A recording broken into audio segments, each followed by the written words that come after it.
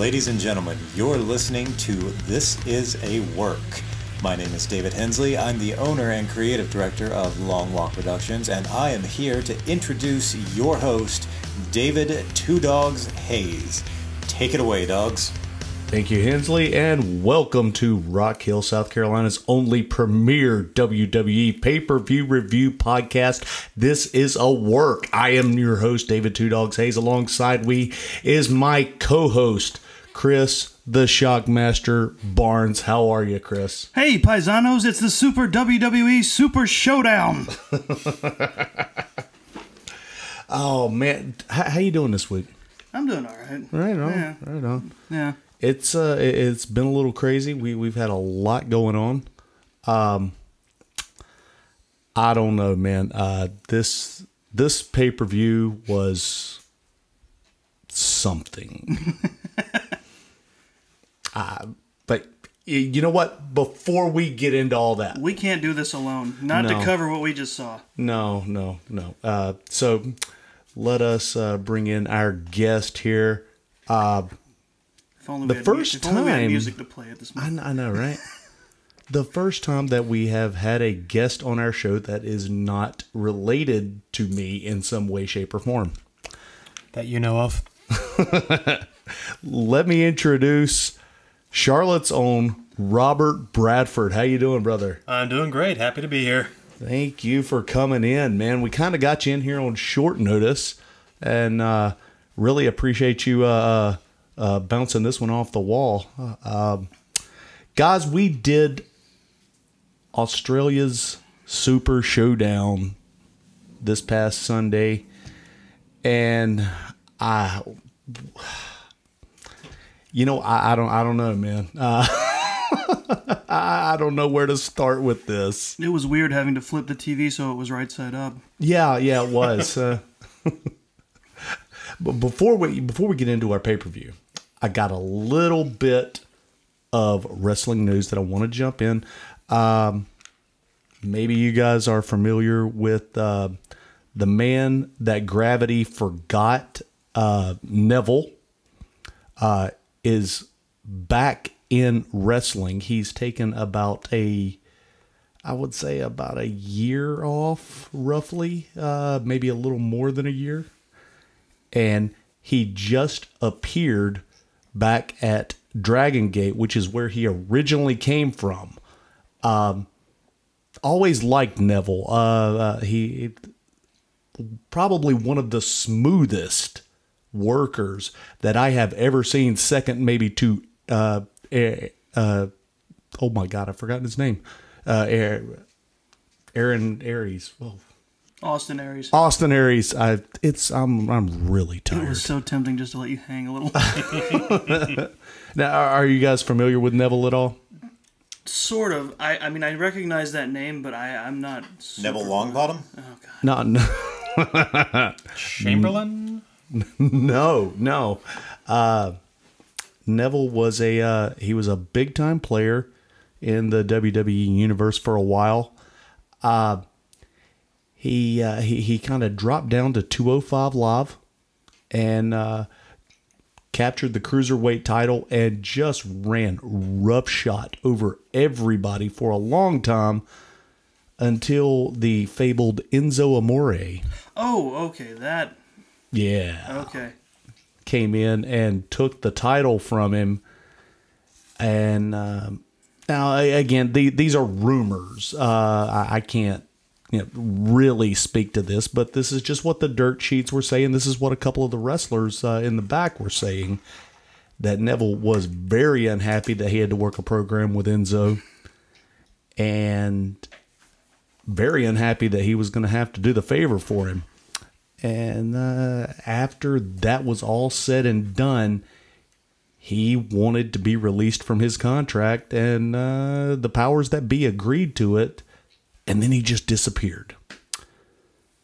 And, if he would have just played ball for about 3 to 4 months, Enzo would have been gone. And he would have continued to dominate the cruiserweight division.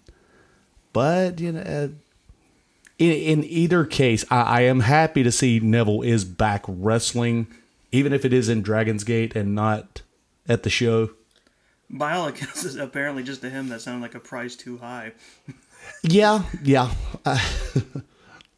And also, we've got yet another sold pay-per-view that is coming up that's been added.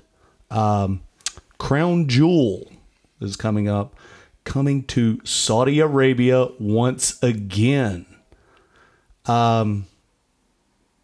We don't know. We only know just a little bit about it. They're teasing some stuff. They're trying to work some angles. They've announced some things that in the light of the end of this pay-per-view may not be as great as it sounded at first. No. No women on this card again. Surprising. Yeah. I wonder. Also, ladies, you're legally prohibited from watching. Yeah, Look, I don't want to get this too negative to start things out because this was a pretty negative podcast that's gonna unfold before you. But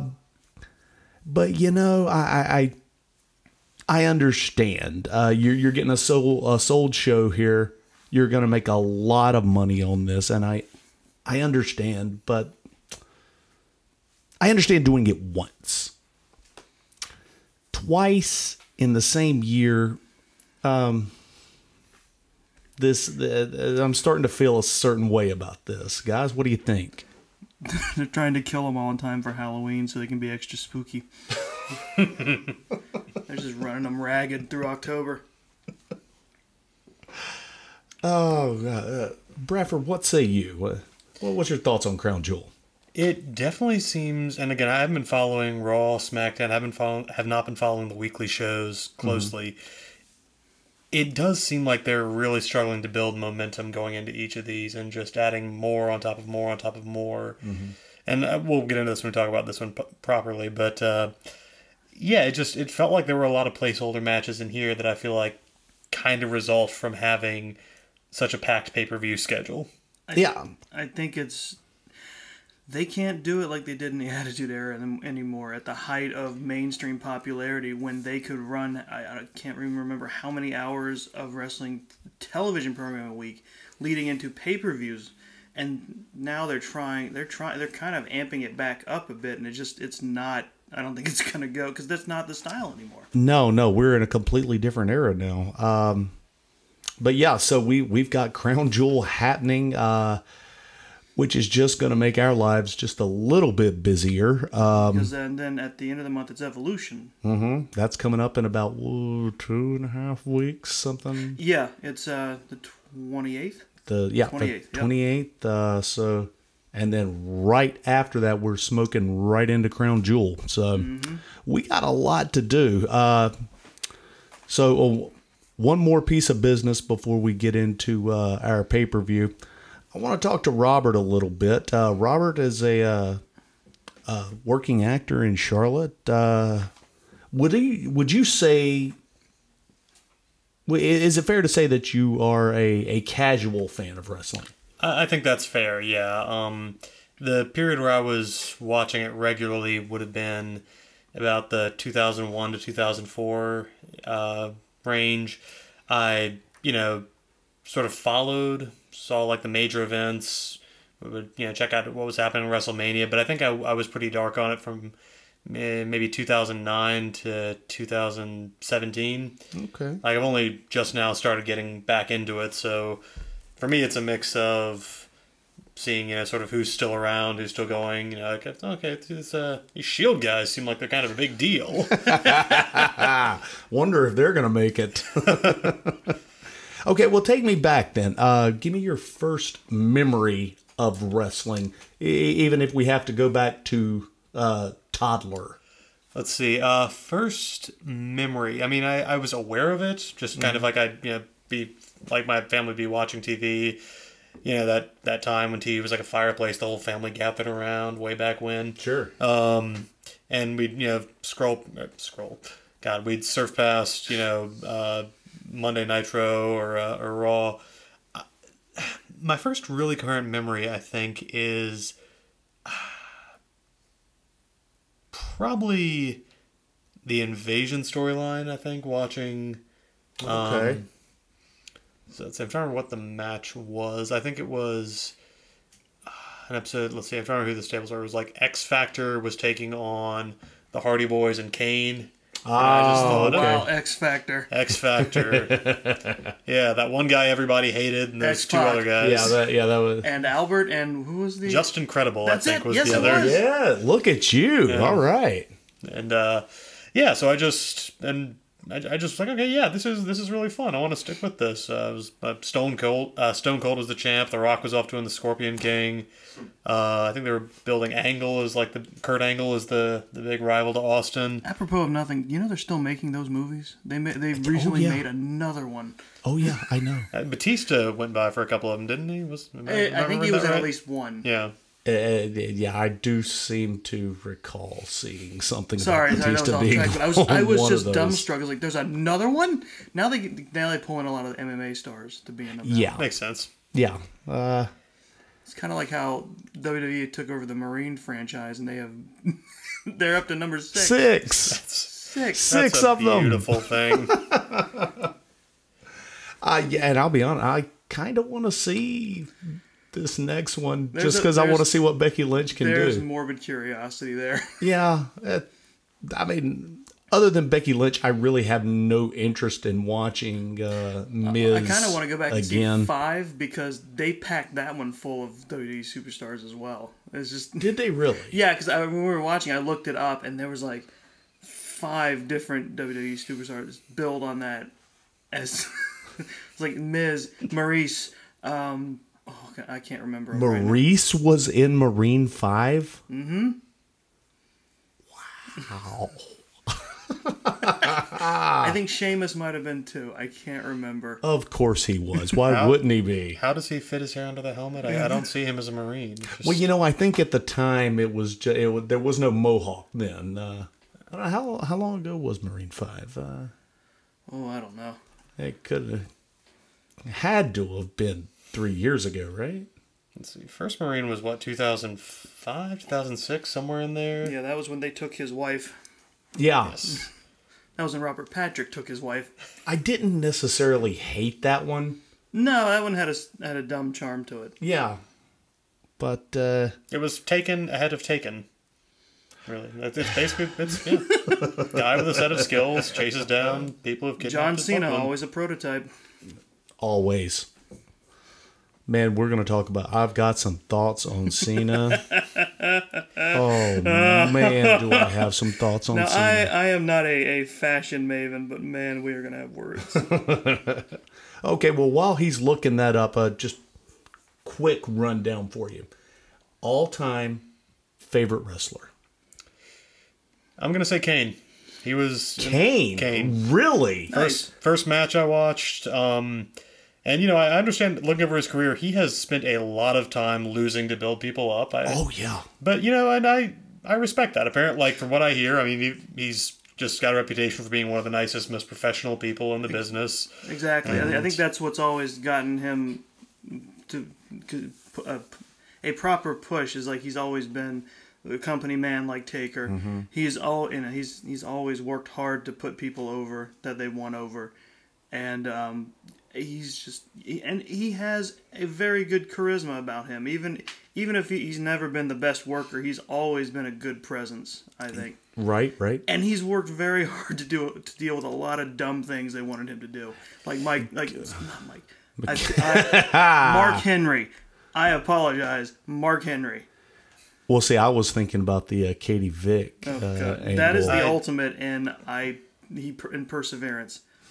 I think we all like to think about Katie Vick as little as possible. Yeah, boy, that was... Also, the Marine 5 to 2017.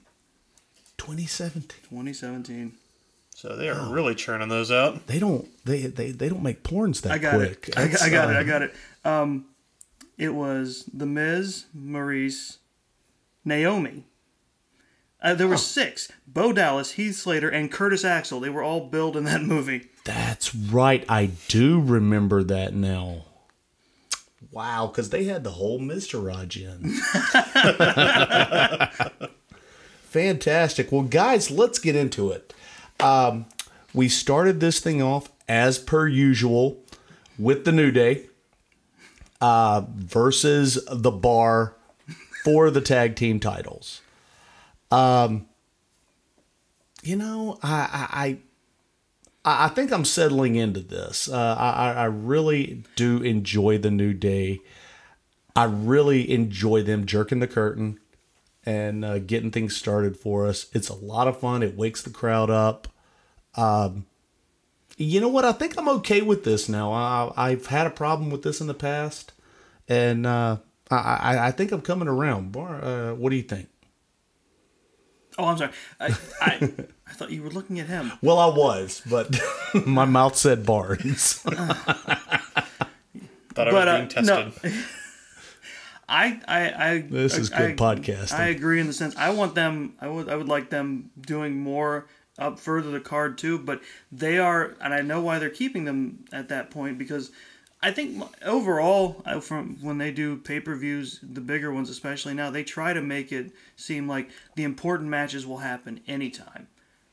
But I think they're doing a good thing with the New Day in the sense of, yeah, you're right, they are absolutely great to come out and get the crowd properly pumped.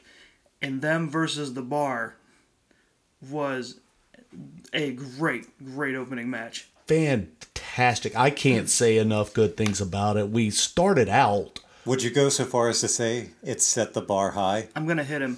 I wish you would. You're closer than I am. But he's my ride. I can't. With the dad jokes. I may have a few of those written down for later on. So if you guys want to hit me now. No. You're our honored guest. He's just our producer and editor. And hey, if John Cena can come out looking like everyone's dad, wow, then I can make dad jokes. Save him for that part. We're getting there. Don't bury the lead, man. I tried. I've been trying to stifle this as much as I could. There's so much to say, and there was much to say when we watched it. Oh my lord! But New Day and Bar. Right, we started things off with Kofi's what's turning into a signature move from him. His slingshot floating splash that he does from the top rope, or just kind of such an odd move that I love. I do love that they decided to have Big E be the man outside the ring for this one. The cheerleader. And have Kofi Kingston and Xavier Woods fighting. I said at the time, I think it's because it made for a good dynamic with the Bar being the power guys. Yeah, a lot of high flyers against their power moves. Made for it made for a very interesting match. Also, I gotta love Sheamus doing the beat to the chest 10 count. And he stops the count when everybody starts joining in. You don't see that kind of cheap heat anymore. Are they proper heel now? Oh yeah. Okay, I'm not watching the show, so yeah, that makes sense. That's the kind of stuff The Rock would do when he turned heel and people still wanted to chant his slogans. He would stop, right, and tell them you're not chanting along. But you gotta love in the ring, a heel who hurts the other guy less just to piss off the crowd. Like, yeah, this is not supposed to be fun for you. I'm done. You don't get to watch me beat him anymore. And, boy, I wrote this down and I forgot why I wrote it down.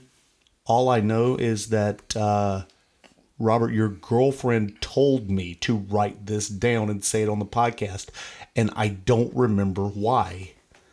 Picking up an inflatable donut. Oh, because of how they picked, the Bar picked up one of the guys. I think it was Xavier, maybe?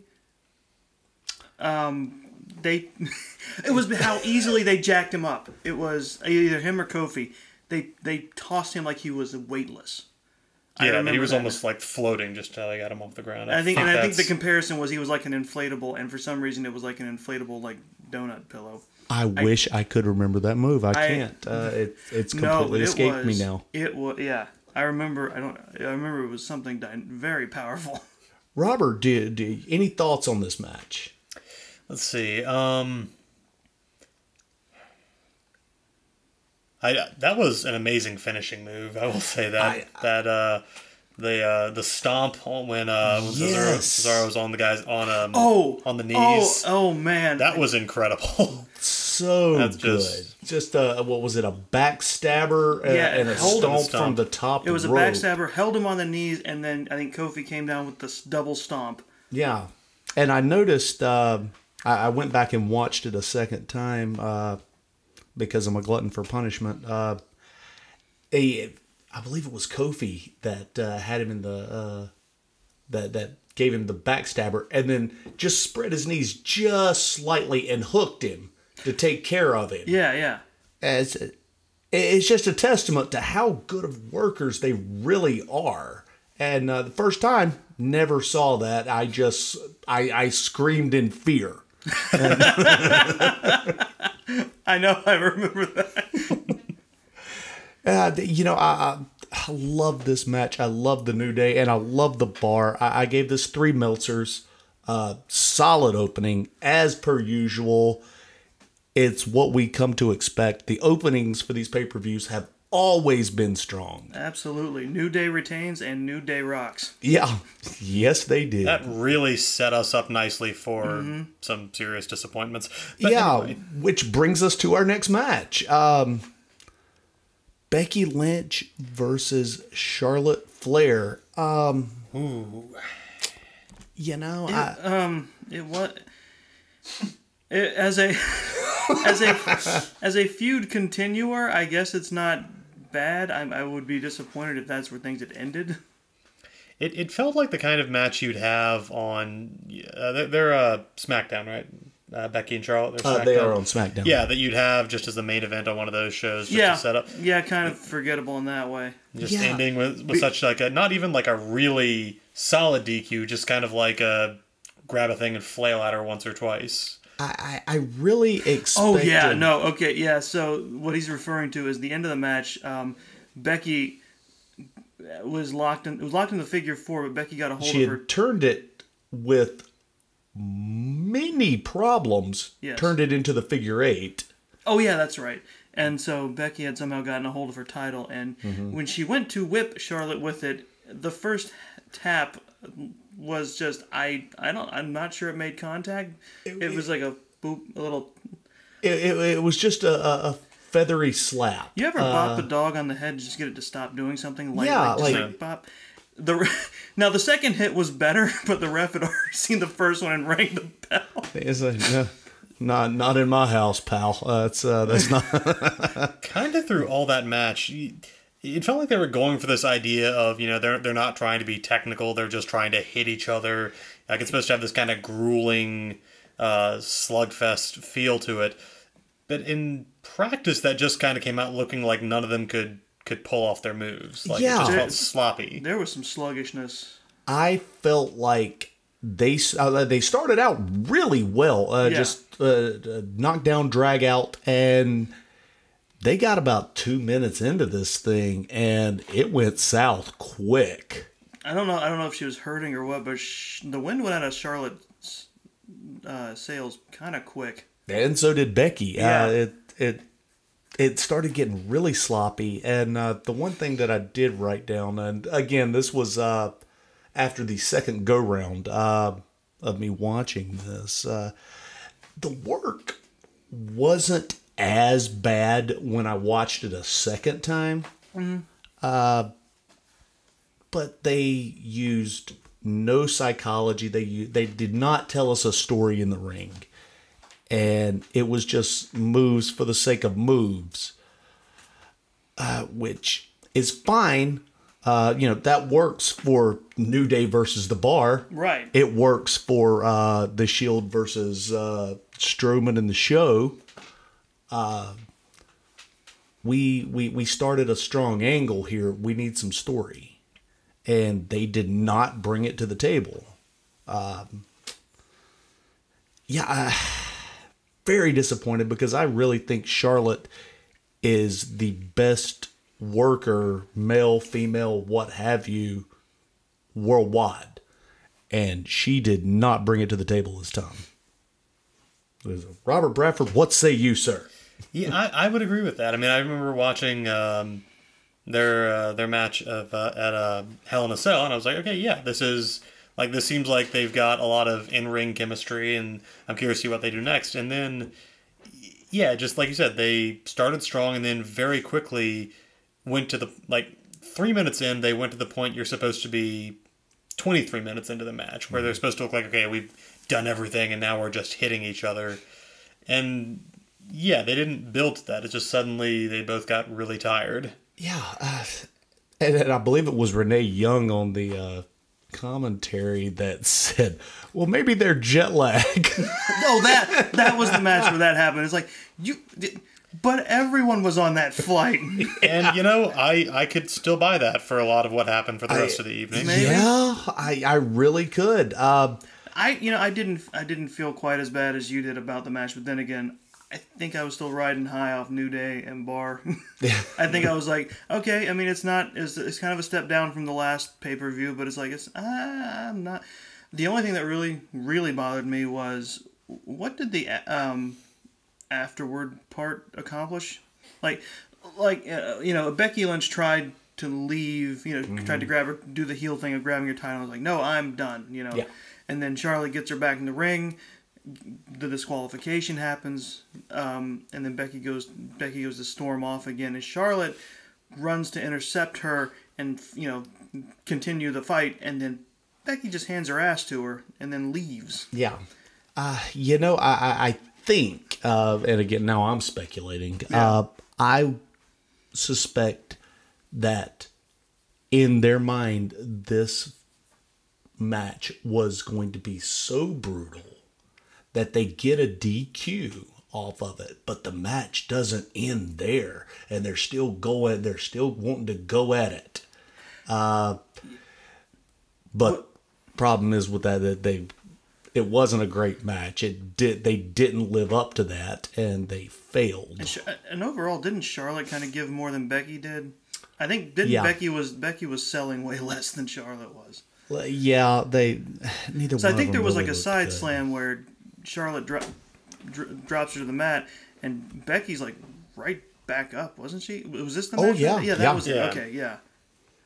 Yeah, it's neither competitor was in their right mind. It didn't look good at all. Very disappointed in both of them. I gave this match 1 Meltzer. You hear that, ladies? He's not mad. He's disappointed. Right. So when better. you try to call me this week, let's just take it easy.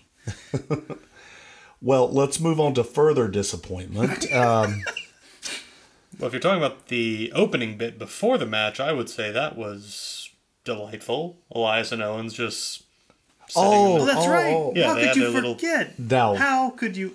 I'm telling him. Easy. I'm tweeting him immediately. We started with Elias and Owens. Those two. What can you say? What else do you want? It's fun, especially because with the group of friends we were sitting with, everyone else is just full of seething hatred for Elias. And I'm just more amused by Doggz, just loving him. I do. I love every... people are going to give Elias a lot of heat, and that's fine because, I remember a really horrible gimmick that was done by a young blonde, and he went by the name of the Blue Blood, Paul Levesque, and it wasn't a great gimmick, but the heat that he got was so... It was mostly just Vince McMahon thumbing his nose at his neighbors in Connecticut. The heat that he got was so real. Well, the Blue Blood turned out to be Hunter Hearst Helmsley, and then later on turned out to be Triple H. And I think that kid's going to land on his feet. I see good things for him. But not later on this evening. But. No. But he cut one of the things that caught me in the promo was Owens at one point just screamed out, I told them they should have done this pay-per-view in Canada. Yes. And Just hating on another part of the Commonwealth. Just the old Canadian-Australian rivalry. yeah, that we oh all boy, let's bring up follow that old closely. chestnut again. I have a quick question. Because how did them just palling around start happening? We don't know. I don't know how these things work. You have to talk to creative on that. They won't return my phone calls because I've got a lot of ideas and they won't. Keep filling up their voicemail. Yeah. As we started out with that amazing promo. Elias trolling the crowd with the opening chords of Thunderstruck. I forgot about that. Oh, so good. And then the match started. Oh my God! And then That's two right. other guys showed up. Well, Bobby Lashley and somebody's gym teacher. Bobby Lashley comes out, And he's bobbying it up. Just charisma personified. And Did you know that he can jump high enough to get over a person running towards him? The second time. yeah. Takes a bit of a warm-up. And then here comes the franchise. Oh my God, it's Dad Cena. You know what was weird about this? He looked more daddish that evening than he did in the movie Blockers. He really did. He comes out there, he's grown his hair out, and it's got this weird side part that it didn't look exactly right. I said he looked like somebody's dad who got up early on a Saturday to tend to his lawn. Yeah. He's dropped about 20 pounds. Yeah, he was thinner. And then he stayed on the outside for most of... Yep. Because we got to showcase Bobby Lashley and all his goodness. Which, let me get into that. I watched this match a couple of times just because I could not believe what I was seeing. Owens, like 4 times, I noticed Owen calling spots. And they're simple spots. He called a tackle. Not a tackle drop down. Not a leapfrog, nothing. Just a tackle. And then he gave him right back up. And he called for another tackle. And then he'd pick him up. And then he said, okay, now we're going to step it up a little, kid. If you think you're ready for this, give me a tackle, no sell it, and give me a clothesline. And Lashley couldn't do it. It's like Owens and Elias doing everything they can to. Yeah, and it's hard to believe that we're watching 3 guys in the ring with $1 million bodies. Yeah. And you got, as my buddy Jason Finger likes to say, the world overweight champion, Kevin Owens. I hate that. I hate that I said it. It's terrible, and it sounds like something Jericho should shout at him someday. Right. It is funny, though. It is, yes. You've got him being the ring general in this whole match. And Cena's just hanging out on the outside. No, he's not in charge of anything. Just hanging out, thinking about his IRA. I have expected to see him just look over, see just him with earbuds in his ears, just listening to a little 38 special, thinking about, oh yeah, I got to pick the kids up from karate class after this. But the match didn't really seem to go anywhere. They did try to highlight Lashley's athleticism. Also, I can't remember. I don't know when he lost the headband in this match. It seems like a running thing. I don't know if they're just doing it on purpose at this point to get the headband off of him. Well, it fell on to Shawn Michaels this time.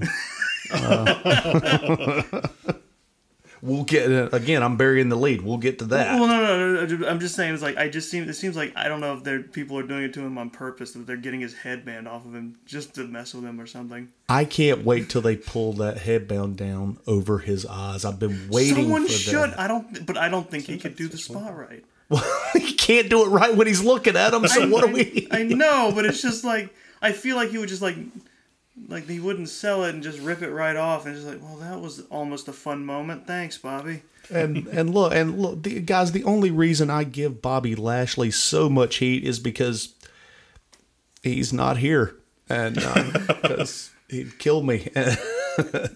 He would. I also come down harder on him because they want him to be a thing so much. Yeah, it's like.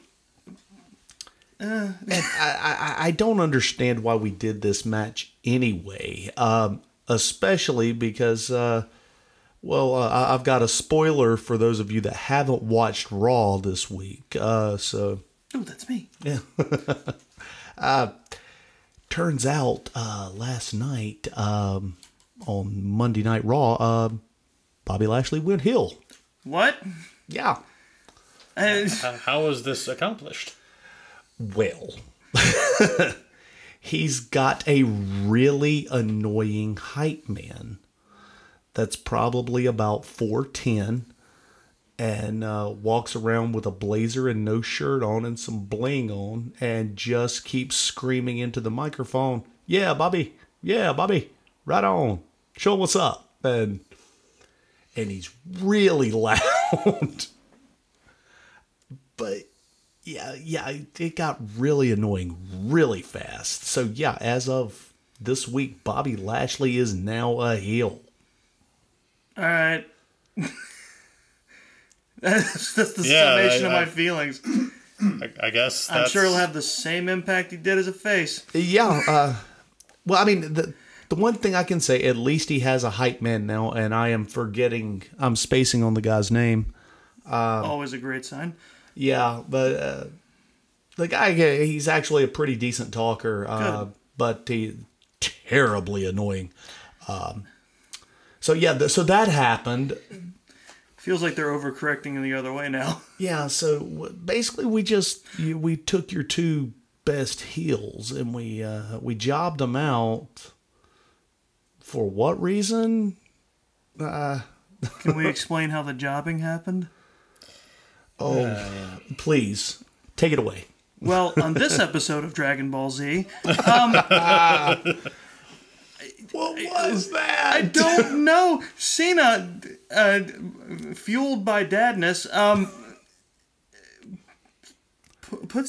crosses his arms. He crossed them, right? This was, like a Kamehameha blast. And he gets this intense look on his face, and then he screams, and he rushes forward and does this, like, forearm hit? The power of Wonder Woman drove him forward. The camera kind of obscured it, but I think he hit with his forearm, like kind of like Luger used to do. But that was always explained away as a gimmick because he had like a metal bar in his forearm. So it was like him hitting you with that was. But this was just the power of Cena.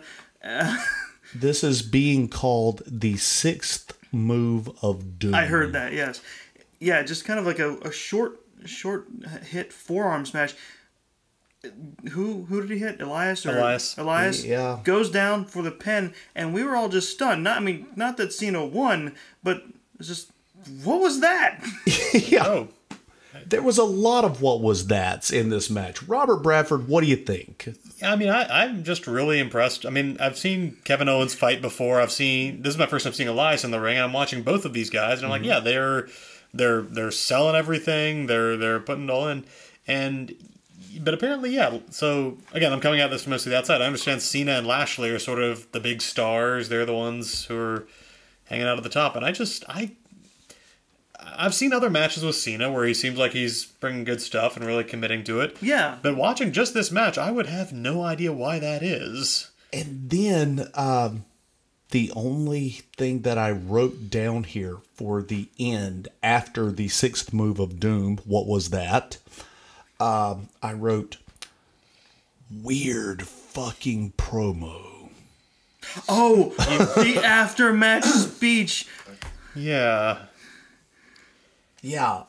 Cena's still alive as of this week, right? I mean, I've been checking the dirt sheets and I haven't, nothing has been said about we found Cena's body in a hotel in Melbourne. And he gave this sentimental speech. The kind of like, I have to go now, my home planet needs me kind of speech. Very Lou Gehrig sort of moment. Yes. Yeah. Like, I said it that when we were watching it, I expected at the end for him to be like, also, I'm dying. Yeah. Because that's the kind of speech you give when you make that announcement. You know, it was the end of Rudy type. Yeah. What was that? It's now. Here's the thing: Cena has been teasing retirement. Yeah. For many years now. I would say about 5 years. And he's pretty much on the precipice. So I'm sure that means he'll be being retired by Roman Reigns any time now. The only thing that I can think of is, you know, the breakup with Nikki. I think he just had a weird sentimental moment, and I like these like do a promo after the. I'm pretty sure he might have. I feel like he requested to do that. No. No, I feel like he requested to make that promo, or maybe even the heat of things. You asked for a mic or something, but it's just, it seems like he decided probably right before going out, like I want to say something after the matches, and they're like, sure, John. And then that happened. And yeah. like, It just felt like he was drunk dialing the entire arena. Yeah. Just, I love you guys. Yeah, Dad I had love you all so Dad had much. a few too many brewskis at the cookout, and All right, kids. It's been 30 minutes. You can get in the water now. It's yeah. Everyone's about to sit down and eat, and Dad had a few words to say, and it's just again. I gave it one Meltzer, or I'm sorry. I gave it two Meltzers. okay. Basically for one for Elias and one for Kevin Owens, and And Papa Cena doesn't get one. -3 for the finish, the promo, and Bobby Lashley. It's a weird match. I don't. Why was that not a dark match? I don't know. Yeah. Well, let's. If you didn't think that things could get worse, then we have the Iconics versus Asuka and Naomi. Oh, this is when we realized all the Aussies were going over. Yeah. Now, I find this funny because Vince does not like to put people over in their hometown. No. He is not a fan. Like, Charlotte Flair loses in Charlotte. Ric Flair loses in Charlotte. WCW made a tradition of it. People rioted if they lost in Charlotte back then. It was like, you better be careful. Vince he's got no problem just going, to hell with all of you.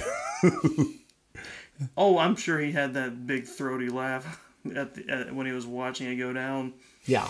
But when we go abroad, then it's can do for the hometown boy and girl make good. That's because especially with like Ric Flair, it's like I'm sure it's like, oh well, he's done his business. We got to make money here so that they keep with us because we don't know when we'll be back, and we want to keep being able to pack that up.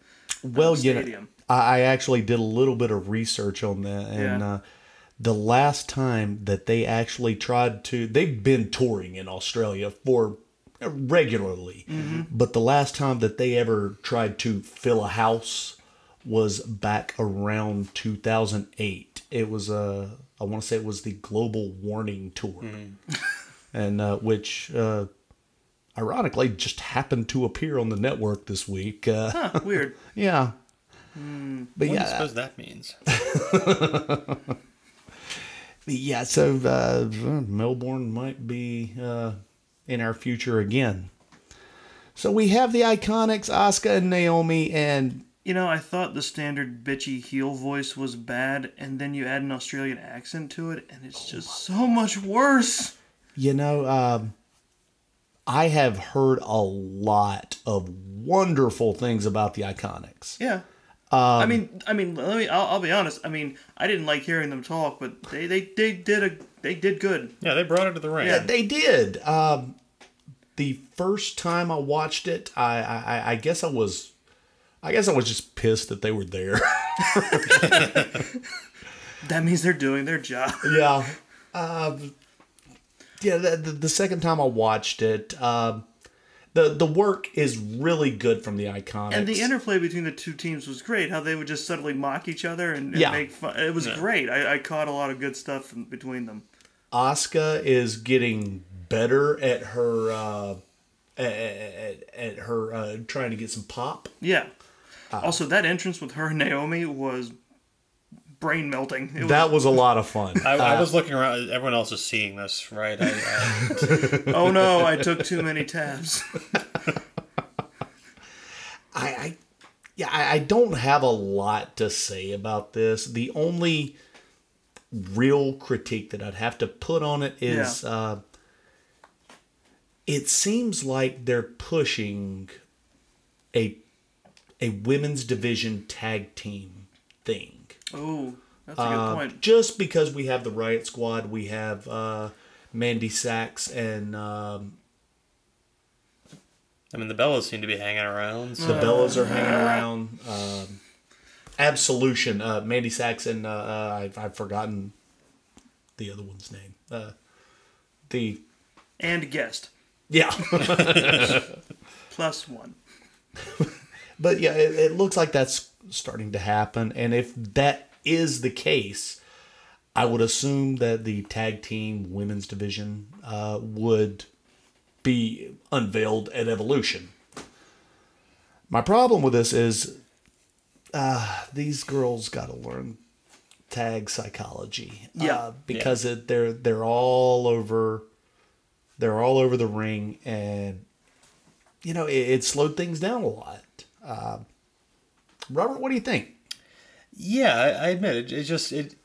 There were some good individual moments, and there was nobody in the ring that I was looking at and thinking, okay, this person's just dragging the energy down. Mm-hmm.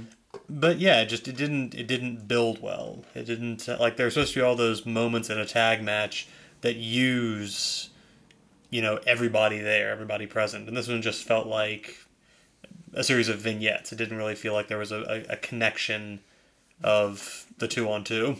Right. So yeah, now we do this thing. Now we transition to that thing. Also, they didn't have much of an angle going into this. No. Just as far as the previous Raws and SmackDowns that have played up, they didn't have any real story. This was more of just an exhibition match. The angle was this spot in the pay-per-view is open. Yeah. Yeah. So a lot of people, I gave this match, at first I had given it 1. Mm-hmm. I went back and I changed it. I gave it 2 Meltzers. Okay. Basically because... I think that's fair if you gave the previous match 2. Exactly. Yeah. I gave the last one 2 Meltzers. And... At least everyone in this match seemed to be working toward the same goal. While the Iconics are not impressing me like everybody has built them up to, I will say that they are better than the Bellas. Leaps and bounds. Oh, God, yes. A lot of people would call this a popcorn match. But you would be wrong. When you leave the room to get more, or... Yeah. Okay. Yeah. Or just leave the room. The less flattering term is... usually like piss match or like... a piss match, bathroom match. Bathroom match. Yeah. Beer match. Yeah, the beer match. Yeah. It's the... Go ahead and take care of business so you can get back to see the other stuff. I would say it's like, it could be that. I mean, you could tune out a little bit on this one if you watch it, but watch the intros. watch the Gotta watch the intros. Yeah. And you may want to mute the Iconics ones. Because they talk on the way down to the ring. Those voices are shrill. Well, it's just it's the I get what she's going what they're going for. It's the shrill, bitchy, I'm talking down to you voice, but you add an Australian accent to it, and it's insufferable. Mm-hmm. And, It's terrible. To their advantage, sure, but it's insufferable. It can be such a lovely accent, but you take it that far back up your nose, and it's just... Mm-mm. Oh, it's bad times. So yeah, so there's our popcorn match. Or is it? Because the next up we've got AJ versus Samoa Joe. Oh no. You know, I don't understand this angle. I think thankfully it's done now. no, It's you not? would be wrong. What? I was promised this would be it. What is left? You know, I've been looking at this, and Why? they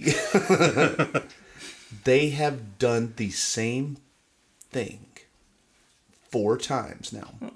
They've also done the exact same match with Daniel Bryan and Miz 3 times. In the past 3 pay-per-views, we've seen the same thing. You know, you might throw a wife in there every once in a while. You know what would make this funnier to me? Well, not funnier, but more like if Joe didn't like. Okay, I love the promo where he had the storybook and he read it out, Yes. and Yeah. the paintings of dubious quality. I would have loved better if in the storybook it's just the most crudely pasted collage of his face on AJ's. I would love to. I would have loved to see that. See that's gonna make it. That's gonna make it good. Right now, the only thing that I can see to save this, Yes. is I think you got to turn AJ heel. Okay. Yeah. And No. I mean, Joe's got to go do something else. yeah. And you know that very well might happen, just because of our later matches that we're gonna talk about here in a minute. Yeah, this match it's so boring. Poor AJ's nose and mouth keeps getting busted open in these matches. Go ahead, Robert. What do you think? Well, it just, I don't know, the dynamic in the ring between Styles and Joe, and I understand they've done this across multiple promotions, they go back a long ways. Absolutely. Just what I've seen, it always just seems like AJ's kind of wrestling around him a lot. Like he's, like, and I get that Joe's the bigger guy, so and AJ's got more of a high flying style, but Well, at best he's supposed to look fun. not necessarily like sluggish, but like he's supposed to be maybe a little lumbering or just more, more. I think he's going for menacing. Yeah, menacing, slow, precise, but he's not. No. And you know, like I said, I did a little looking back on this, and every time that it's been AJ versus Samoa Joe, say in TNA and wherever, Yeah, AJ has always been the heel. that's Joe's interesting. always been the face. That's really interesting, actually. And that was a much better match. Yeah, people still talk about those matches because when Samoa Joe was face, people loved him. Now that he's heel, we do not seem to care.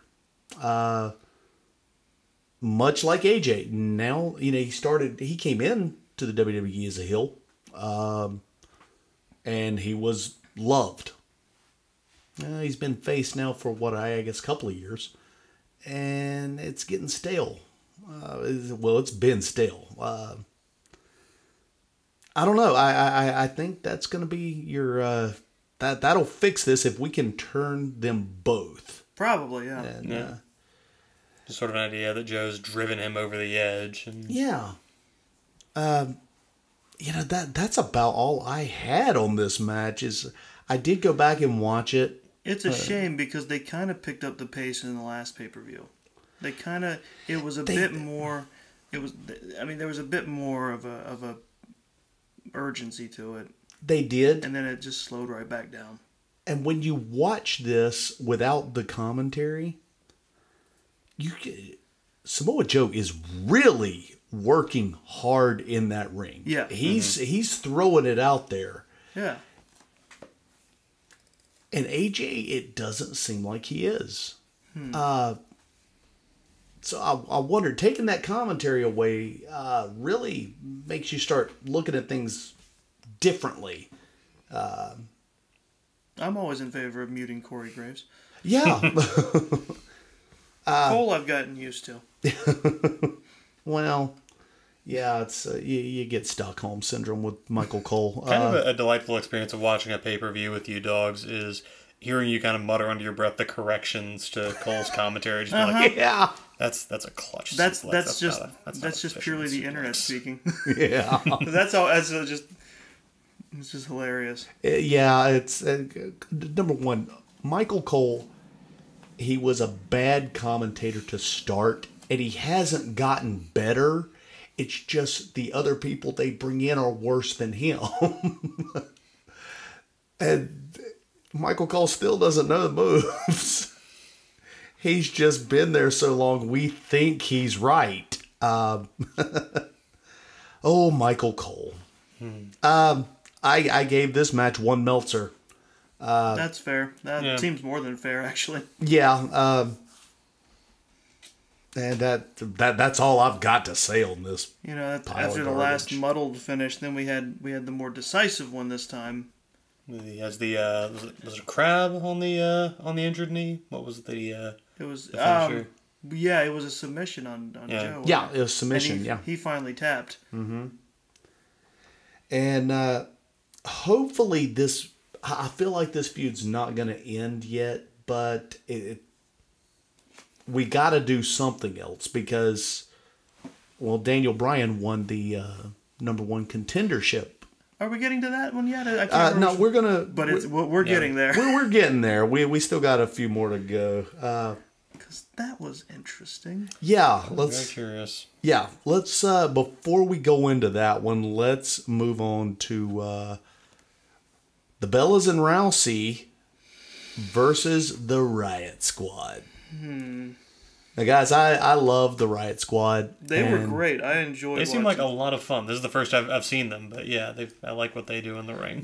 Really, the first time for me too. Honestly, well, yeah, and I think it is actually, or at least you haven't least- seen them in full force. All three of them. Right. Yeah, six woman tag match. Bree did not look awful. I know, unbelievable, huh? Yeah, I was surprised, but I also noticed that Nikki was in there most of the time and did most of the work. Now, I don't think Nikki's that great either. Well, you can cuss a girl or two, and they kind of want to keep you limited. Yeah. Well, that's one thing that I did want to talk about because they're working the reality angle of this, and that have to. actually bled into Raw too. I'm gonna give you a spoiler They have about to that. when you can't hide your fuck ups. Right. Now, I might be coming in so late. So that was, Please. I think I remember hearing about this. Like, there was an incident where somebody really took like a forearm to the face. Not exactly. They decided to let Bree start doing some of Daniel's moves. Yeah. Specifically the kicks he does to the chest, Oh. and she missed the chest and hit the head. Oh. and clocked her squaw in the nose and knocked her the F out. I mean, she just dropped. Yeah, you can tell when it's a real injury because people who they're like when they're playing it up, they fall. They're a bit more dramatic and they play it up. When you got a real one, you're down. People who sell don't slump. Yeah. And it's a testament to Liv. Bree rolls her over, tries to pin her. She kicks out. That's kind of just instinct. She kept trying to get back up and work, but she's basically unconscious, and she just kept falling down. She tags out. She hangs out on the apron for a little bit. She does get back in the ring and work a little more. This match went on for another 15 minutes. Holy crap. And, Wow. it's a testament to how tough Liv Morgan actually is. And I know a lot of people don't like Liv Morgan because, because she's a pretty girl and she's got that annoying little delinquent gimmick going on that just bleeds into real life and makes people hate her. But That's a lot of the division. It's most of the division. She's tough as nails, and I think she's a damn good worker. I've seen her do some amazing stuff. And that was the case in this, too. Pretty fun match. This was a fun match. I think Sarah Logan, who I am a big fan of, she shone pretty bright. This is going to sound bad or saying how much I enjoyed watching them. Was Sarah Logan the one with half pants, torn pants, or short pants? That's how I differentiated, because that's all I could. Barnes, you're awesome. What? I don't know what I did. She is the one with the dreads, and the short pants. Okay, she was wearing shorts. Okay. Yes, got it. Okay, I think she had been on a previous show. She has. Yeah. Okay, and I did enjoy. I did think she did good there too. Yeah, she's. I'm a big fan of her. I want to see Sarah Logan in a singles run. I think if we groom her the right way, we can put her in title contention. She doesn't need to be with the Riot Squad. She's got chops. I see a lot of potential in her. But let's see now. What do I have down here? I think Rousey did better now that she's been told not to yank people's arms like a gorilla. I think a couple people have gotten to her and settled Rousey down a little bit. It's kind of funny that they tried to sort of start things off by saying, oh, well, the Bellas are going to start off because they've got more experience than Ronda. Like, just that was one bit of commentary that kind of jumped out, and I was like, really? They had to cover for that fact that like it seemed like Ronda and whichever Bella was arguing about starting. Yeah, because there's some kind of tactical assessment that says, right, let's have one of the Bellas start off instead of our MMA Terminator here. Oh, there was one good spot between Liv and Brie, where after she kind of gave her a little receipt for kicking her in the face, Liv gets down there and she's talking smack, and she's and she's sticking her tongue out there, and Brie reaches up and grabs her tongue. And like I used to my pet dog when I wanted her to quit licking me. Except she can't quite get a hold on it, and Liv, God bless her, stays there for a second with her tongue out and reacts. To her credit, she's still selling it like she's too shocked to withdraw. While keeping her face in position so she can grab get another my grip fucking on tongue. it. You can see it in her eyes. She's like, grab the fucking tongue. Just grab it. Just put it between for just hold. Just hold. Just don't move. The blue stuff gives you more traction. Come on. Yeah. The ending of that, though, I really did like. I like that move that Rousey did. The double arm bar. Mm-hmm. Lot of fun. Rousey, she looked better. Glad to see she's calming down. I gave this match 3 Meltzers. Yeah, especially after the last couple of matches, it's a steep improvement. Absolutely. And it's hard to say that when there's 2 Bellas in the ring. Well, I would not have picked them for the ones who are going to be in a match that started kind of this thing to be on the right track again. Yeah. Exactly. Now, a little spoiler for Raw, guys. I told you earlier that Bobby Lashley went heel on Monday. Oh wait, you told me that. Yeah. Well, he's not the only one. Oh no! The Bellas did a Pearl Harbor job on Rousey on Monday night. Why? Who knows? Okay, good. One of those. It's wrestling. Because they're jealous. Well, what's this going to do with Daniel's storylines? To find out, watch Total Bellas this Tuesday. There it is. I don't. Right here on the E Network. Maybe I've watched it a couple of times. Don't judge me. I'm judging super hard. I watch for Daniel. That's all. Yeah, sometimes I like the way they do their hair. Just edit Total Bellas to just be all Daniel scenes. That'd be great. I would just like to point out that I knew about the Bellas going heel thanks to Ronda's Instagram, which I was reading on a smoke break earlier today.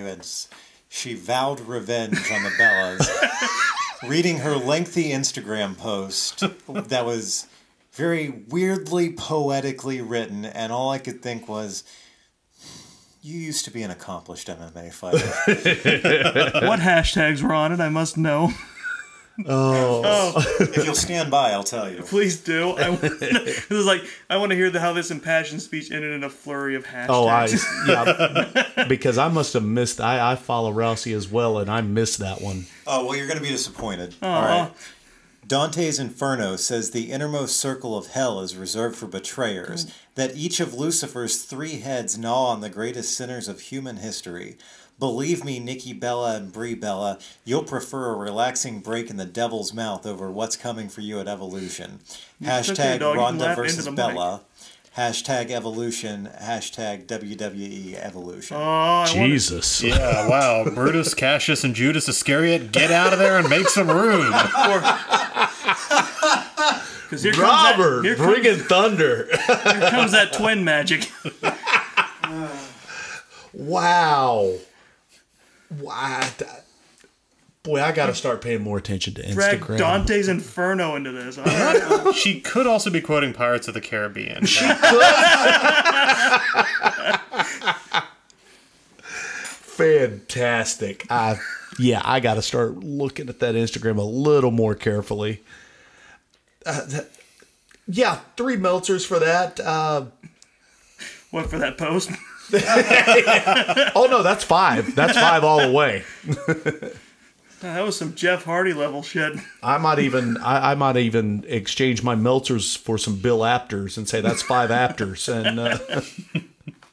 And moving on, and now we're starting to build this card a little bit. Now we come to somebody that has not seen the upper echelon of a card, and that would be Charlotte's own Cedric Alexander. Oh my goodness. Oh, wow. This versus Melbourne's own Buddy Murphy. Guys.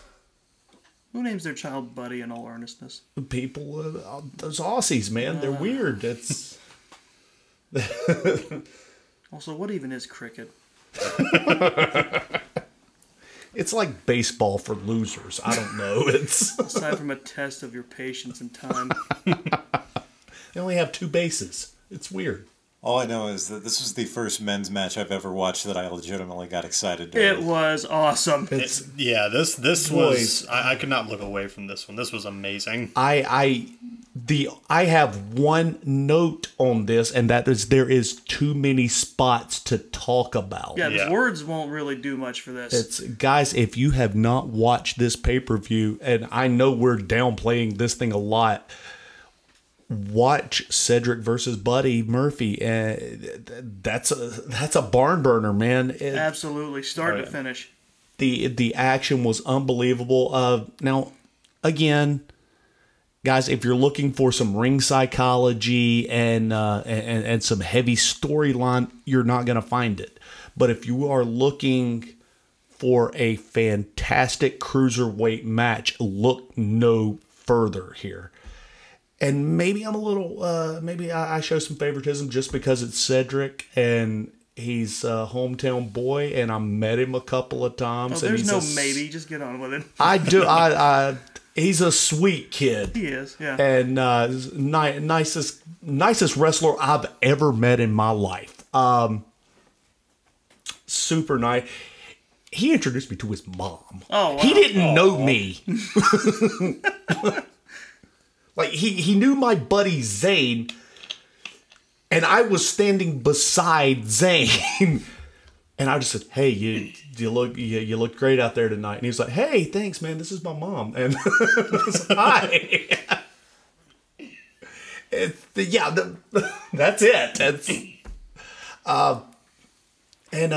now we were talking during the pay-per-view about that go home spot, not the go home spot. One of the top rope moves that he did.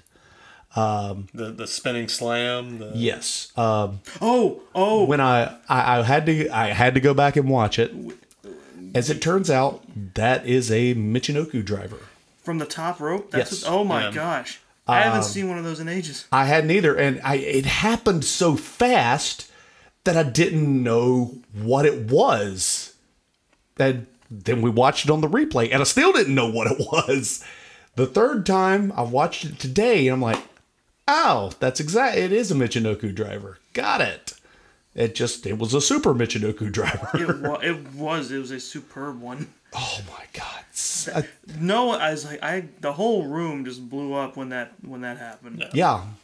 It almost makes me want to start doing a 205 Live podcast just because of that. But let's be honest, I mean, we're struggling to get these pay-per-views in, much less doing a 205 Live every week.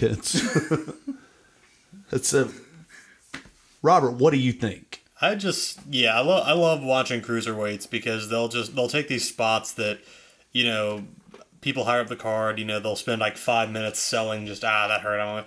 These guys, like, they 30 seconds of recovery, they're back up and they're on to the next crazy thing. Somebody, flying outside the ring for a splash, or just the lumbar check is a crazy finisher where he just brings him down on his knees. Lord. Like, how is that?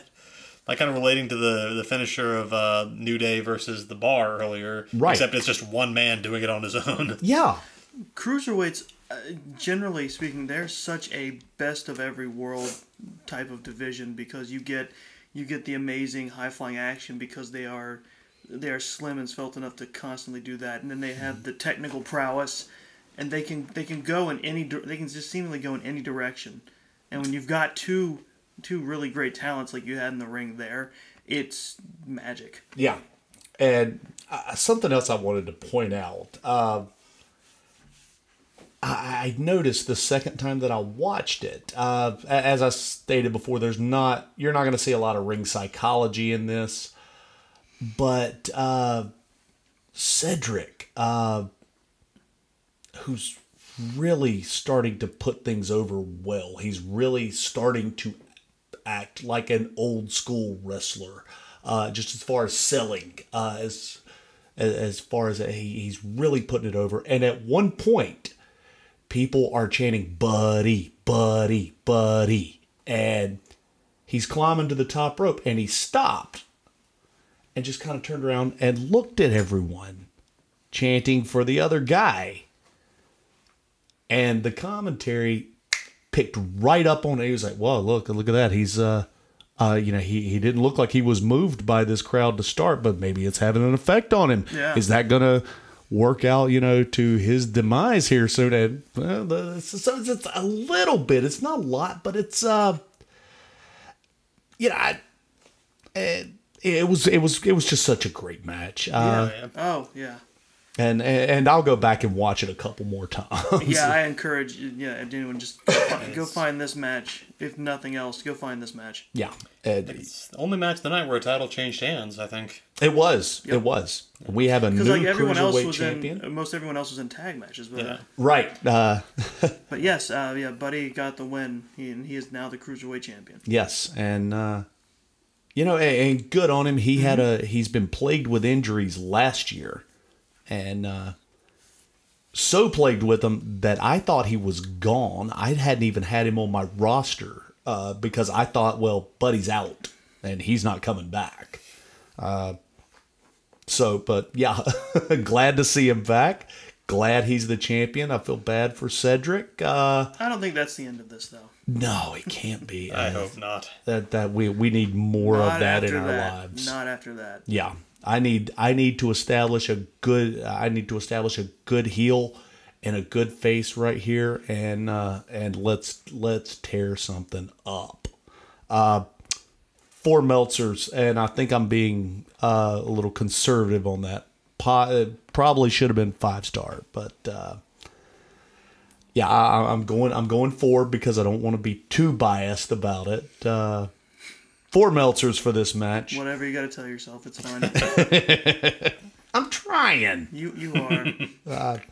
Next up, we've got The Shield versus Strowman, Ziggler, and Drew McIntyre. Guys, Another barn burner here. Yeah, very fun match. What do you think, Robert? This was I thought, a great combination of talents in the ring. Like, which is funny because you've got, Reigns, Strowman, and McIntyre are all big power guys, so you think that would kind of dominate, but it never felt like it was just a power moves match. No. And I think part of that was just that, for so much of the first part, you had Rollins in the ring for the Shield just getting slapped around by the other three, but when it got chaotic, it got crazy. Just, one guy matches off against the other guy, like we were talking earlier on how the Asuka Naomi versus the Iconics didn't really feel like it had cohesion as a tag match. This is what you want from that. Absolutely. And again, this is where Roman shines like a diamond, on to the quote ring steps. whatever that pop singer's name is. Yes, on the ring apron. No. I mean, to be fair, I'm sorry. I'm going to have to be careful because I know there's at least one listener who will threaten our health if we if we say anything bad about the Shield. Yeah. Well, I got another spoiler for you. Yay! Anyone who is really emotionally invested in the Shield, whoever you might be, you don't have to listen to this next part. They have been teasing this. Is Dean Ambrose gonna turn on the Shield? And they did a good spot with it last night. They really did. Tell us about it. After things went wild and the fight spilled out to the floor and everything, Rollins and Reigns had regrouped in the ring.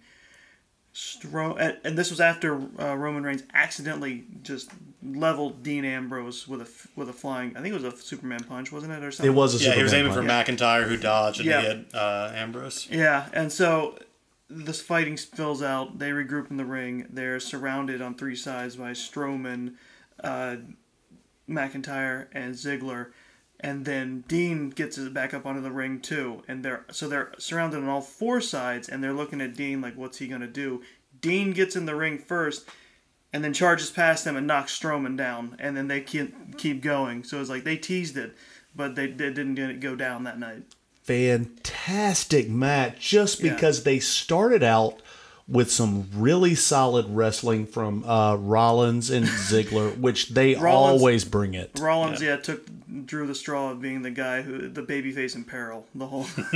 And then this is where, and people that haven't done this don't really get it, the precision that it takes for these big spots after the match goes down, because you have to sit there and sell and wait for your spot to come up before, say, Roman slides into the ring quick enough to move someone out of the way and hit that Superman punch. Yeah.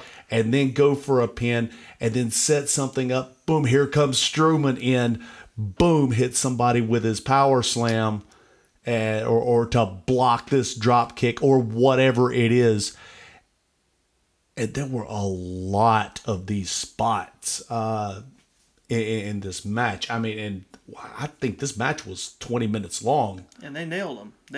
It was, I saw very few botches in here. And highlight for me had to be like right at the end. Strowman's been just doing his locomotive thing around the ring, just shoulder checking Reigns and Rollins to the floor. I think Ambrose kicks out of a pin from McIntyre, so McIntyre throws him out to the outside Strowman comes in for the charge, and he's about to, and then Roman just comes around the corner and spears him through the barrier. So good. Such a pitch perfect. You thought timing. Ambrose was dead, and then Roman spears him through the barrier. Oh, so many great spots. Just 6-man tag specialty right here. Highlighting what you were saying about Roman is a great team player.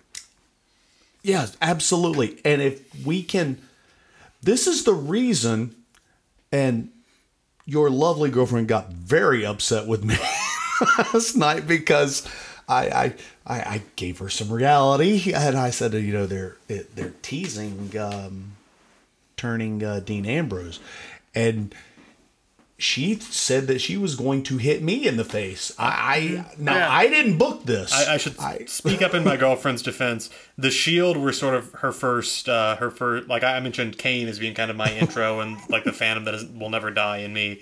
For her, that was the Shield, and she still talks with great emotion about the first betrayal of Rollins way back when. So the prospect of that happening just after they've reunited is a very intense one. All right, you said her. there was a spoiler from Raw that we were going to get to. There is. Should we finish the match first, or the? Well, I think we've said about everything there is to say. Just an amazing back and forth, and really then was. and then the Shield took it. After they regrouped. Now this spoiler isn't as big as the other two, but they are still teasing the Ambrose turn. They basically had a rematch on Monday, and Dean does the job, and nobody's there to help him. Oh no! And well, he gets mad. He rolls out of the ring and just bounces on Roman and Seth, grabs his bag, and just walks out. Now the camera's following him, and they're trying to talk to him, and he's not answering. He's just walking like the old 70s Incredible Hulk music. I mean, he walks out to the street and starts thumbing for a ride. It's like, no, that I'm catching my flight now. Basically, because I guess Roman drove him, so... He's my ride, and I'm not having that awkward car ride. I miss the days when we had a helicopter. Yeah! Oh, also, before we move on, let's Please. talk about those Mortal Kombat masks they wore to the ring. Oh, wow. Watching it a second time, you can really see Dean's just fall. I don't know if he's not used to the beard yet, but he's like fiddling with his hood, trying to get it back in place, and eventually just gives up and leaves it hanging down. Kind of undercut it a little bit for him. Yeah, forgot about the ski mask, the half ski mask that they're wearing. Gina was getting mad at me for saying things. I wasn't making fun of them. They just looked silly. Well, we've got another guy that's there that I'm going to try to get him on the December podcast. That's there that really doesn't care a lot for Seth Rollins and makes fun of his attire every pay-per-view. Well, his attire is goofy. It is. I mean, his solo outfits were insane. Boy, he's either wearing bright yellow, or he comes out in a Game of Thrones outfit, or it's a Captain America outfit, or... I believe his SummerSlam outfit was Thanos. I think that was It was Thanos. Well done, sir. I didn't catch that. That's pretty amazing. But yeah, 4 stars, man. And again, I think I'm being conservative. Probably should have been 5 stars. Everybody looked fantastic in this match. Absolutely. So next up, now we go back. We got to take a little drop here with Daniel Bryan versus The Miz. I don't know about drop. It was just weird. It was a blink and you'll miss it match. Get out. What are you, Literally saving that one the entire podcast. You and Hensley are a tag team now. Okay, I see what's going on. That's a heel turn if I've ever heard one. Miz starts out with, he's getting his cheap heat, and it's beautiful. But the real story here is that quick small package pin. Yeah, there's just like a little bit of offense between the two, and then suddenly Bryan rolls Miz up. And that's it. That's it. The end. Which, as I understand, a big part of this angle had been that Bryan had never beaten Miz, right? Never win one-on-one. It never pinned him. Yeah. So it never really had a definitive win against, and now he has one. He has just one. Very low-key. And a title shot. Yeah. It almost makes me feel like something was supposed to happen here, and it really does seem like we have to cut this short for some reason. yeah, It felt like there was supposed to be more to this match, and there wasn't. Like I feel like we saw the ending 30 seconds in. Yeah. Like the feed skipped. Something was very wrong. I don't know. Maybe this is just a pause while they do the Crown Jewel event, and then it'll come back. Well, that occurred to me. Robert, what do you think? Yeah, I mean, I just... It's hard to say much about this match because there's not really much match to talk about. Not. And if you've listened to previous episodes, we love these guys, and we love them working with each other. Mm-hmm. Absolutely. And, sorry, I kept hitting my legs when I was talking. That's okay. I was excited. This highlighting is like, we love these guys. We love when they work together.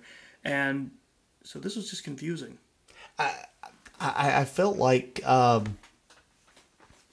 I feel like maybe Bree was supposed to come down, or maybe Maurice was supposed to run down or do something. And they could not make that happen for whatever reason. Yeah, this felt like right before they came out, we have to change things. Either that or they said they came up to Daniel and Miz and they said, hey, listen, AJ and Joe went long. I'm going to need you to... You saw how fast they were walking. I'm going to need you to cut this down. That's because we got to save room how for far? our... This was supposed to be like a 20-minute match. You have 3 minutes. Yeah, you have 3 minutes because the main event needs a good solid 45. Are we there yet? We're there. So that set the mood properly for what came next. Yeah. Confusion and Go from, bewilderment. wow, it's over already, to, please, is it over yet? This, boy... So I gave Daniel Bryan and Miz 2 Meltzers just because of the story. Yeah. And quick win, quick roll up, or quick small package pin, and Daniel's out of there. And he is... Now we're going to set him up for a possible run at AJ Styles. Yeah. Sure. And this would be where your proposed heel turn would be key. In my armchair booking world, this is what's going to happen. I'm really trying to avoid talking about this, guys. No, I'm sorry. It's time to play the game. Yeah. The Undertaker versus Triple H. They both have ringside help. The Undertaker has brought out his valet. What was the devil's favorite demon? Diva. Which is, I find it ironic that the Undertaker has. Guys, I gotta say, WWE 2K19 is not looking good.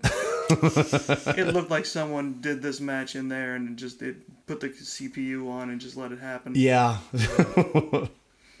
And turned the AI way down. Which, just as a side note, another little tidbit of wrestling news. I saw the Undertaker actually did a shoot interview. Yeah. Have you guys seen this? No.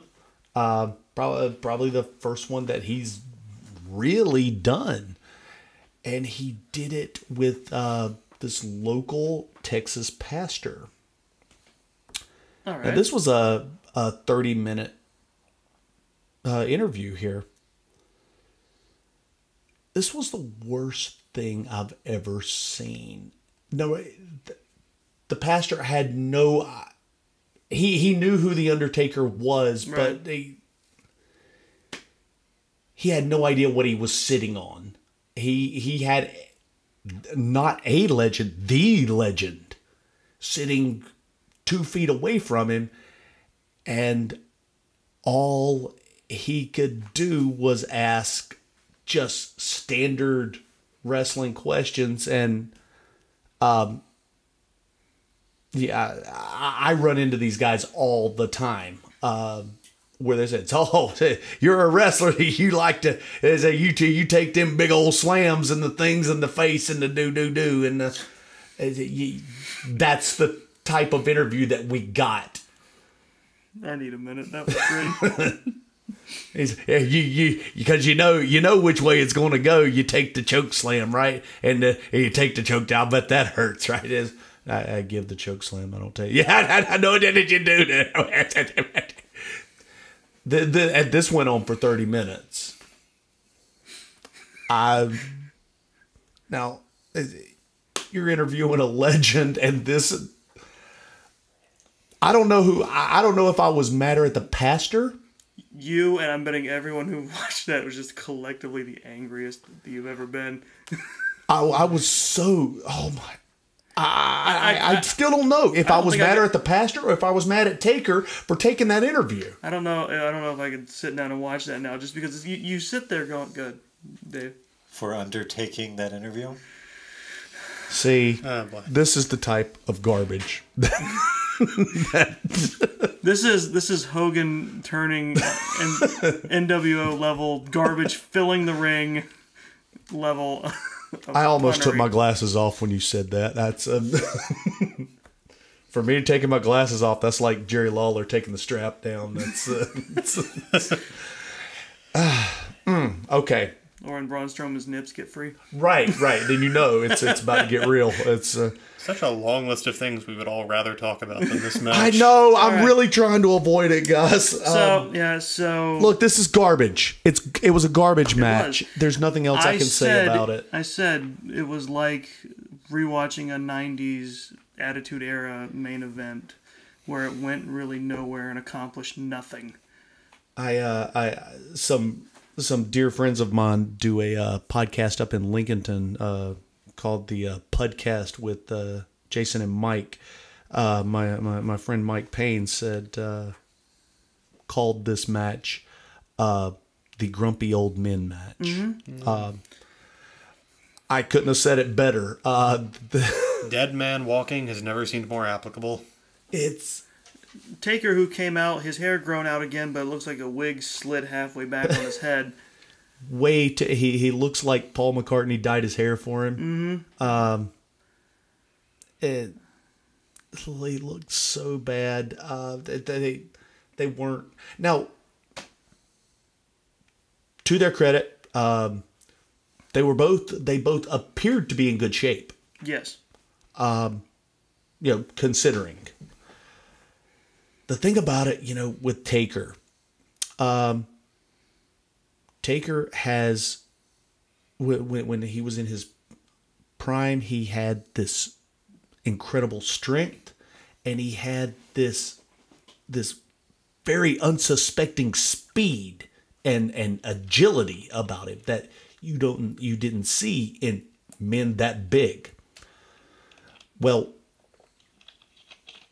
age has set in now. The strength isn't there anymore. The speed isn't there anymore. The agility isn't there anymore. So now all that we're left with is a gimmick.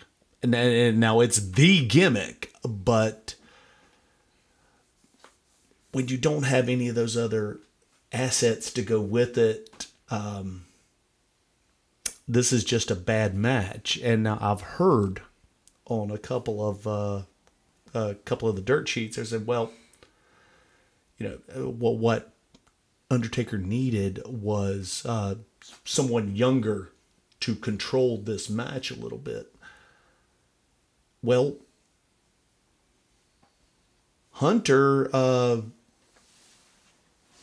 is still in ring shape. Yes, he couldn't do it. No, it was strange watching these four men who I know, they've had bad matches before, but they've also had great matches, look lost trying to get this thing under control and to a conclusion. Strange. It was so slow. Barnes, you nailed this when you said this was a 90s match performed by men that are look like they were in their 90s. And just like their booking schedule, this does not work today any longer. No. I would have watched this and been like, it was whatever. It wasn't great, but it was a fun night back then. Yeah. But now, no. Michaels, his eye still hasn't gotten to Melbourne. his I've never seen anyone get so weirdly shaped so fast. He's you know, his eye is just gone now. It's just not even there. He's now bow-legged for some weird. He's never been bow-legged before, but now he's badly bow-legged, and he can't run. He runs like he's got a dirty diaper. And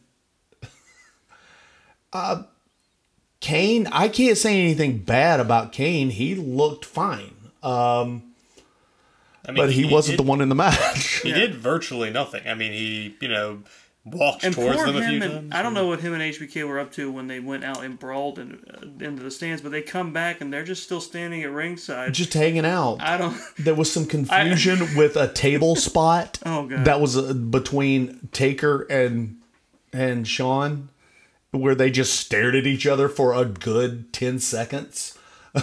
And then they just walked away from each other. I like to assume that HBK and Kane were on the other side of the ring just doing rock, paper, scissors for a little bit. And guys, look, I'm giving this thing a lot of heat. Look, let me be clear. I love all four of these competitors. These people go on my Mount Rushmore of some of the greatest innovative talents in wrestling. That's why I'm so upset. Yeah. And people come up to me every once in a while. They don't really do it anymore, but they used to. They would say, "Hey, Doggz, why don't you get back in the ring?" That match is the reason that I don't get back in the ring, because I don't want to look like that. That's fair. Whether it's even if it is in front of 25 people, I don't want to look that way. That feels significantly less embarrassing than what I saw, though. Whew. There was a point where I think they were outside the ring, and I think Taker just had hit Triple H with a chair or something, and the crowd started chanting, "Holy shit! Yeah, holy shit!" Yeah, the crowd. And it was like the crowd felt like they just had to pump themselves up. Yeah, I feel like the Aussies are just they're much like the Canadians. They're very nice. I'm sorry, I didn't mean to step on you there, Robert.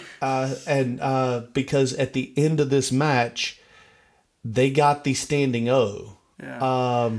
And they did. They did not deserve that. Well, it's like you said, they haven't been back there in 10 years. So I think the Aussies were like, this might be the last one we get for a while. So we just have to. Yeah, this is what we're gonna get. We need to enjoy it.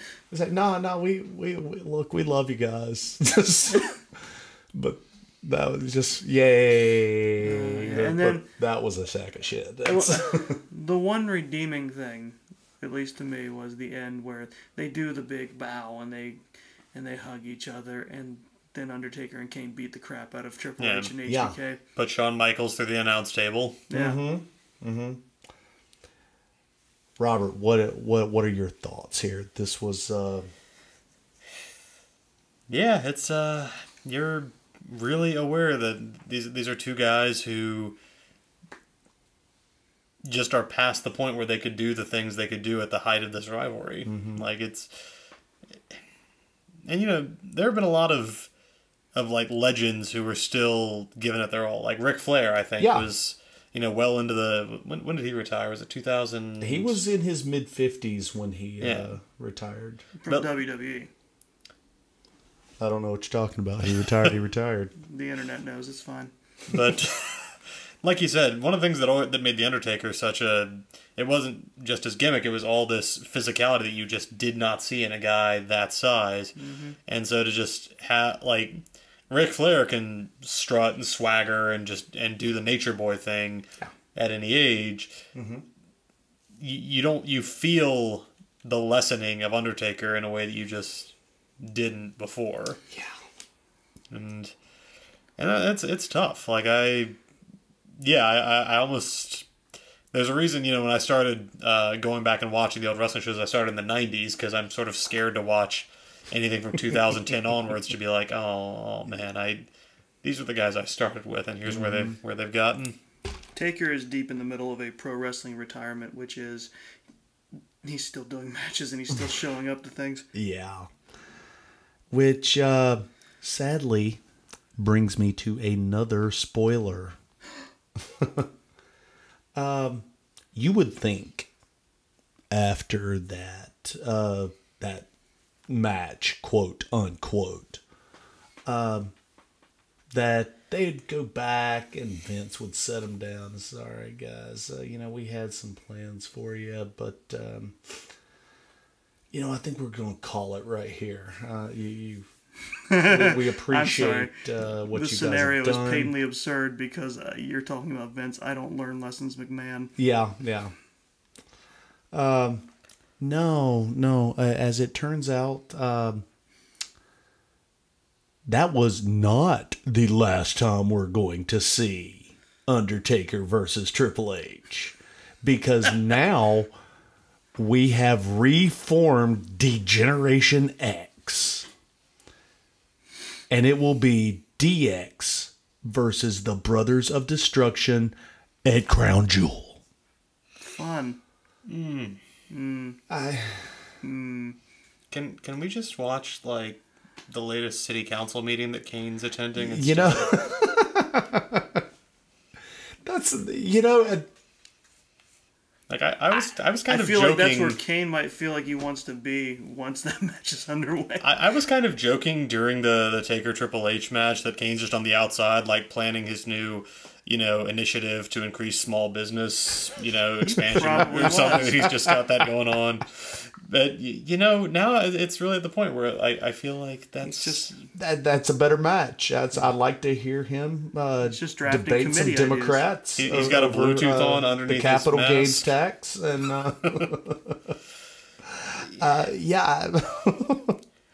DX was very much the origins of DX. Watching two guys act like teenage boys was kind of charming.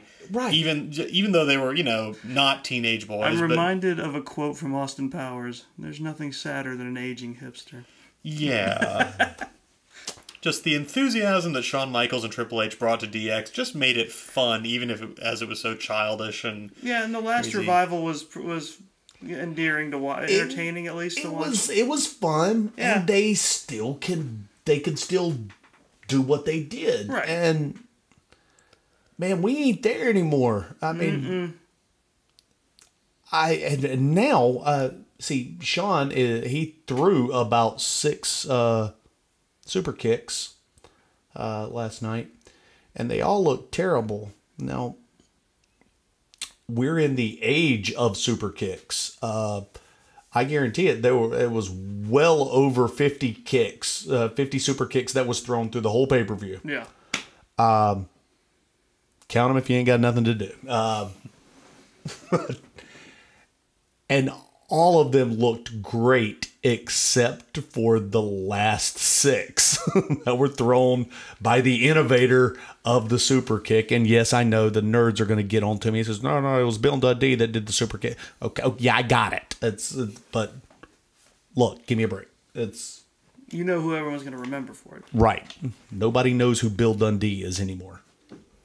Oddly enough, another Aussie. But so I'm sad now. And people already started getting mad at me for my rating on this. We were all like, "Go give the old people a break."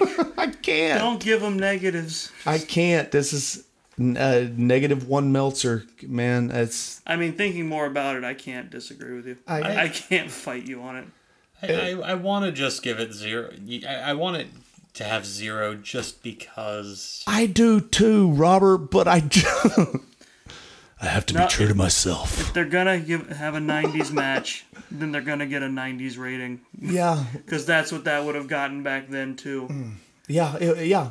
And they would have been young enough that they could have possibly salvaged it. Dave Meltzer and Apter would have crucified them, and I'm betting that Dave Meltzer crucifies them. I haven't read the Observer. But I'm betting he tears this one a new one. Guys, this whole pay-per-view... up and down. It's up and down. It really peaked kind of in the middle, starting with the Rousey and the Bellas versus the Riot Squad. It's like looking at a waveform, how it just dips and peaks. Not good. I I would say this was if this was a house show, or if this was a Raw, okay, good, damn fine show. But it wasn't. This was a pay-per-view, and they were expecting big things from this pay-per-view, and I don't think they brought it. I give this a Meltzer and a half for the whole thing.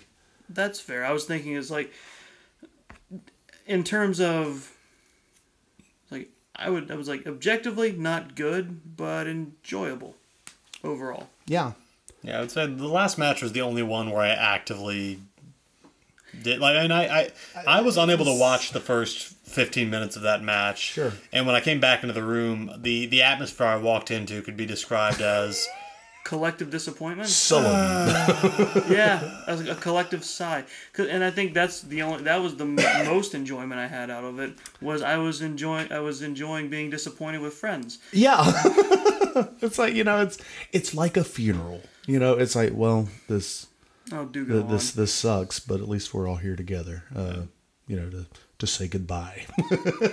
Goodbye, Miss Vic. Yeah. Oh, Barnes. Wow. Well, this brings me to something I wanted to do for a while now. I like to play Armchair Booker with the 4 or 5 people that are actually listening out there. You're not counting me, are you? No. Okay, good. But we are going to start here. God, after you've seen this pay-per-view, we're going forward with Crown Jewel. We're going into TLC or we're Survivor Series, and then to TLC in December. What would you like to see from these feuds? Say, like, let's just take our good ones here and say the Shield and Ziggler, McIntyre, and Strowman. Don't break up the Shield. I would say don't break them up. Have them find common ground again. Focus on fighting Strowman and friends. I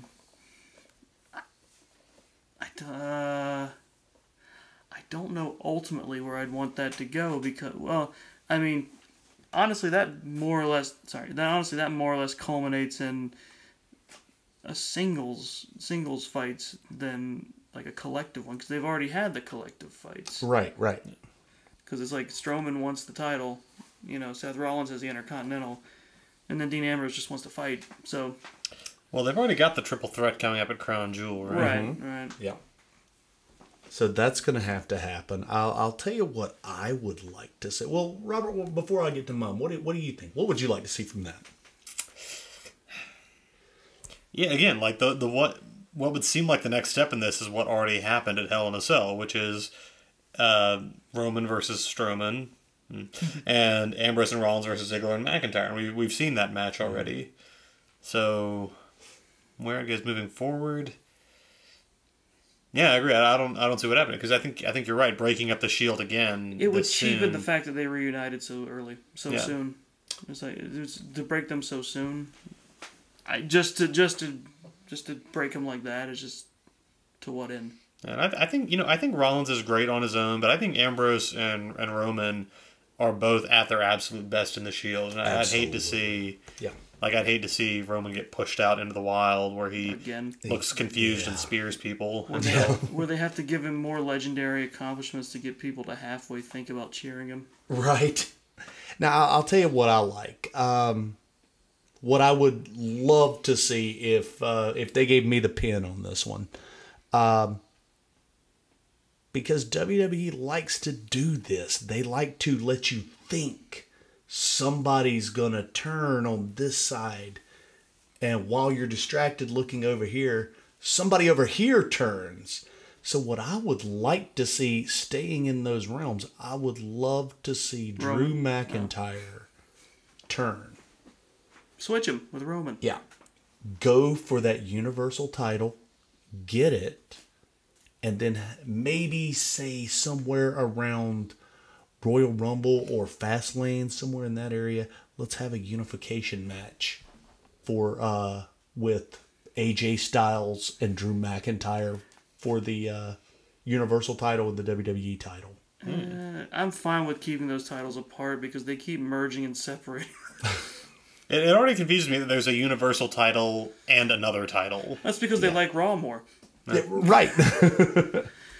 That's why it's like because they took the WCW World title and then they made it the World title for SmackDown. Right. And it was always World, and it was previously. It was World and it was WWE. Yeah, and then before that there was the Undisputed before they split it again because they merged them. Then those were the good times back then. Undisputed, and then they split it again. Yeah.